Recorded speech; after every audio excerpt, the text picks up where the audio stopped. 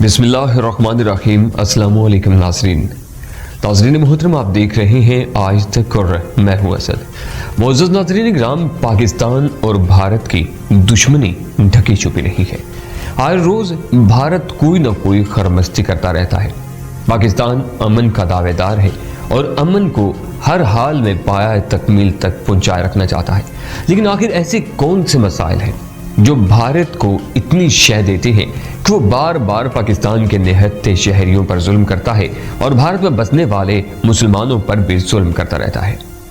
ناظرین کرام، حسب عادت بھارت نے ایک بار پھر نہتے کشمیریوں پر حملہ کر دیا ہے، جس سے بہت سی تباہی اور بہت سی ہلاکتوں کی خبریں گردش کر رہی ہے، جس کے خلاف پاک فوج نے ایکشن لیتے ہوئے بھارت کے 4 فوجی مار دیے ہیں اور سرحد پر فوجیوں کی تعداد بھی بڑھا دی گئی ہے، جس سے خدشہ ظاہر کیا جا رہا ہے کہ یہ سردیاں پاک، چین اور بھارت کے لیے مشکلات پیدا کرنے کا باعث بن سکتی ہے اور صورتحال کچھ بھی ہو سکتی ہے۔ معزز عزیزان من، یہ بھی خبر آئی ہے کہ بھارت میں مسلمانوں کی نسل کشی کرنے کے منصوبے کو عالمی مبصرین نے بے نقاب کر دیا ہے۔ سوال پیدا یہ ہوتا ہے کہ کیا بھارت میں نسل کش فسادات شروع ہونے جا رہے ہیں، اور دوسرا یہ کہ بھارت کیوں بار بار پاک فوج کے ساتھ ٹکر لیتا ہے؟ آج کی اس ویڈیو میں ہم انہی تمام موضوعات پر مکمل بات کرنے کی کوشش کریں گے۔ ناظرین محترم، ایک طرف تو بھارت نے پاکستان اور چین کے ساتھ کشیدگی پیدا کر رکھی ہے، تو دوسری طرف اندرون ملک بھی مسلمانوں کے خلاف محاذ آرائی کر رہا ہے اور اس نے مسلمانوں کی نسل کشی کا گھناؤنا منصوبہ تیار کر رکھا ہے۔ مودی سرکار کی یہ کوشش رہتی ہے کہ کسی نہ کسی طرح سے مسلمانوں کا ناطقہ بند رکھا جا سکے اور ان کی زندگیوں کو اجیرن بنایا جا سکے۔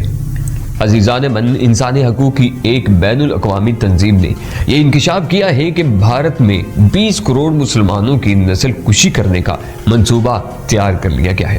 واشنگٹن میں انڈین امریکن مسلم کونسل کے زیر انتظام نسل کشی اور بھارتی مسلمانوں کے 10 مراحل کے عنوانات سے ایک مباحثہ کیا گیا، جس میں مشہور بین الاقوامی ماہرین انسانی حقوق شریک ہوئے۔ جنوسائیڈ واچ کے سربراہ ڈاکٹر گریگری نے کہا کہ بھارت میں مسلمانوں کی نسل کشی کی جا رہی ہے۔ بی جے پی کی حکومت کی زیر نگرانی کروڑوں مسلمانوں کی نسل کشی کا پروگرام بنایا گیا ہے۔ اس سے قبل آسام میں مسلمانوں کا قتل عام کیا گیا اور بابری مسجد کی شہادت اور مندر کی تعمیر بھی اس معاملے کا پیش خیمہ ہے۔ اس حوالے سے ایک اور رکن ٹینا ریمریز نے کہا کہ بھارتی مسلمان خوف اور اذیت میں زندگی گزار رہے ہیں اور ہندو ان پر گائے کے گوشت فروخت کرنے کے جھوٹے الزامات کے ذریعے ان پر جھوٹے مقدمات بناتے رہتے ہیں اور تشدد کرتے رہتے ہیں۔ جمہوریت کا جھوٹا دعوے دار مودی سرکار اپنی ضد کے باعث بھارت کے 14% کی آبادی کے مسلمانوں کو پریشان کر رہا ہے اور انہیں انسانی اور آئینی حقوق سے محروم رکھا جا رہا ہے۔ دوسری جانب جنیوا سائیڈ واچ کے سربراہ کے بیان کے مطابق تبصرہ کرتے ہوئے شاہ محمود قریشی نے کہا کہ پاکستان نے بہت پہلے ہی عالمی فارم پر یہ نکتہ اٹھا رکھا ہے اور بار بار اس تشویش کا اظہار کیا ہے کہ مسلمانوں کے ساتھ یہ جبر و ستم صرف کشمیر ہی میں نہیں بلکہ پورے ہندوستان میں ڈھایا جا رہا ہے۔ ہم نے بھارت کے دہشت گردی میں ملوث ہونے کے شواہد بھی عالمی برادری کے سامنے رکھے ہیں، لیکن کسی پر اس کا کچھ اثر نہیں ہو رہا۔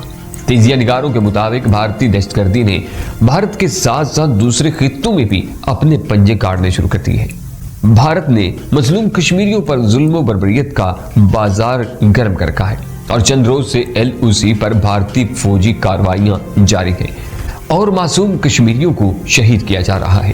بھارت توپ خانے کا استعمال مودی سرکار کی بربریت کو ظاہر کرتا ہے۔ ایسا محسوس ہوتا ہے جیسے عالمی برادری اور بھارتی حمایتیوں نے اسے کھلی چھوٹ دے رکھی ہے۔ کشمیر کے بارڈر کوئی رفتہ پر بھارتی فوج نے اندھا دھند فائرنگ کی ہے، جس سے 7 سالہ بچی شہید ہو گئی اور 10 کے قریب افراد شدید زخمی ہو گئے۔ اس کے علاوہ بھارتی فوج نے ایک ملحقہ گاؤں پر بھی گولے برسائے۔ جو بچی اس حملے میں شہید ہوئی ہے اس کا نام حورین تھا۔ آزاد کشمیر کے صدر نے اس حملے پر برا رد عمل ظاہر کیا اور کہا ہے کہ کشمیریوں کا خون رائے گاہ نہیں جائے گا۔ ناظرین محترم، دوسری خبر یہ بھی ہے کہ شمالی وزیرستان میں سیکیورٹی فوج کی کارروائی کے دوران ایک اہلکار شہید اور 4 خطرناک دہشت گرد جان حاصل ہوئی۔ پاک فوج کے شعبہ تعلقات عامہ نے بتایا کہ سیکیورٹی فورسز نے شمالی وزیرستان میں دہشت گردوں کے خلاف شدید ایکشن لیا اور اس کارروائی میں 4 خطرناک دہشت گردوں کو ہلاک کر دیا ہے، اور فائرنگ کے تبادلہ کے درمیان پاک فوج کا ایک جوان اسلام بھی شہید ہو گیا، جبکہ 2 جوان شدید زخمی بھی ہوئے۔ شعبہ تعلقات عامہ کے ترجمان نے بتایا کہ یہ آپریشن K2 کے علاقے سپین وام میں کیا گیا۔ اس ایکشن میں یہ بھی انکشاف ہوا ہے کہ چاروں دہشت گرد بھارت سے تعلق رکھتے تھے اور راہ کے تربیت یافتہ تھے اور پاکستان پہنچے تھے۔ بھارت وہ واحد دہشت گرد ہے جو فوج کے ذریعے دہشت گردی کرواتا ہے، اور ایسے کسی جرم پر کسی فوجی کو کبھی سزا نہیں دی گئی۔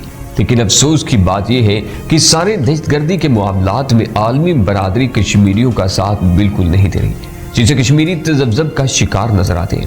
عالمی برادری کی چشم پوشی سے بھارت کا حوصلہ بڑھ رہا ہے اور وہ مزید دہشت گردی کے منصوبے بنانے کے در پہ ہے۔ بھارت ہر اس کشمیری کو دہشت گرد سمجھتا ہے جو حق کے خود ارادیت کی بات کرتا ہے۔ کشمیر میں کسی کی جان و مال، عزت و آبرو محفوظ نہیں ہے، اور بھارتی فوج تلاشی کے بہانے سے بنا اجازت معصوم کشمیریوں کے گھروں میں گھس کر عورتوں کو بے آبرو کرنے کی کوئی کسر نہیں باقی چھوڑتی، اور مردوں پر تشدد کرنے سے بھی نہیں چوکتی۔ اس کے باوجود کشمیریوں میں جذبہ آزادی کی آگ ٹھنڈی نہیں ہوئی۔ مودی سرکار نے جموں اور کشمیر سے آئین کے آرٹیکل 370 اور 35A کو ختم کیا، جس کے نتیجے میں مقبوضہ کشمیر میں کرفیو، بد انتظامی اور بربریت کی فضا قائم ہوگی۔ بھارت اپنی اس ہر دھرمی کی وجہ سے تنہا ہو کے رہ گیا ہے، لیکن وہ یہ بات تسلیم کرنے کو تیار نہیں۔ پاکستان کی سفارتی کوششوں کے نتیجے میں پہلی بار اقوام متحدہ میں کشمیر کے ایشو پر اجلاس کی وجہ سے بھارت سفارتی میدان میں پاکستان سے شکست کھا چکا ہے۔ کشمیر کی نئی صورتحال کی بات کریں تو وہاں پھر سے ایک بار تشدد اور بربریت کا بازار گرم ہو چکا ہے، اور گرفتاریوں کا سلسلہ بھی جاری ہے، اور عوام کی زندگی اجیرن کر دی گئی ہے۔ پوری دنیا میں مسئلہ کشمیر ایک اہم مسئلہ سمجھا جاتا ہے، اور بھارت ان حرکات اور مظالم کی وجہ سے پوری دنیا میں بدنام ہو چکا ہے۔ جو بھارتی مظالم بڑھتے ہیں، کشمیریوں کا جذبہ حریت اسی رفتار سے اور تیز ہو جاتا ہے۔ کشمیری عوام پاکستان کے ساتھ الحاق چاہتے ہیں، اور وہ پاکستان کی خاطر قربانیاں بھی دے رہے ہیں۔ اس لیے پاکستان کی ذمہ داری ہے کہ وہ بھارت کی ان کارروائیوں کا بھانڈا دنیا کے سامنے پھوڑے۔ بھارت کی طرف سے کشمیر پر حملے ہوں یا پاکستان پر، وہ اس بات کی طرف اشارہ کر رہے ہیں کہ مودی چھیڑخانی کر کے خطے میں جنگ کی آگ بھڑکانا چاہتا ہے، لیکن اسے یہ چیلنج درپیش ہے کہ کشمیری عوام کسی طور بھی اس کے ساتھ نہیں ہے، اور یہ بات اسے کھلتی ہے۔ لیکن کچھ بھی ہو، مسئلہ کشمیر جب تک حل نہیں ہوتا، اس طرح کی کارروائیاں ہوتی رہیں گی۔ اس لیے پاکستان اور بھارت کو امن پسندی کا مظاہرہ کرتے ہوئے اس کے حل کی کوشش کرنی ہوگی۔ اس کا بہتر حل یہ ہے کہ دونوں ممالک کو اقوام متحدہ کی LOC کو تسلیم کرنا چاہیے۔ یہ تجویز پہلے بھی دی گئی تھی، لیکن اس پر عمل نہ ہو سکا۔ ٹیبل ٹاک کے ذریعے کشمیریوں کو ساتھ لے کر اور اعتماد میں لے کر پاکستان اور بھارت اس مسئلے کا حل تلاش کر سکتے ہیں، لیکن دکھ کی بات یہ ہے کہ بھارت اس طرح کی ٹیبل ٹاک کو قبول نہیں کرتا۔ اسی لیے عمران خان اقوام متحدہ میں اس بات کا انکشاف کرتے ہیں کہ اگر بھارت نے ہم پر جنگ مسلط کی تو اینٹ کا جواب پتھر سے دیا جائے گا، اور یہ جنگ عام جنگ نہیں ہوگی بلکہ ایٹمی جنگ ہوگی۔ اس لیے بھارت کو عقل سے کام دیتے ہوئے اپنے مذموم ارادوں پر نظر ثانی کرنی چاہیے۔ تو ناظرین محترم، آج کی ویڈیو میں بس اتنا ہی۔ انشاءاللہ پھر نئی ویڈیو میں حاضر ہوں گے۔ اپنا بہت سا خیال رکھیں۔ اللہ نگہبان۔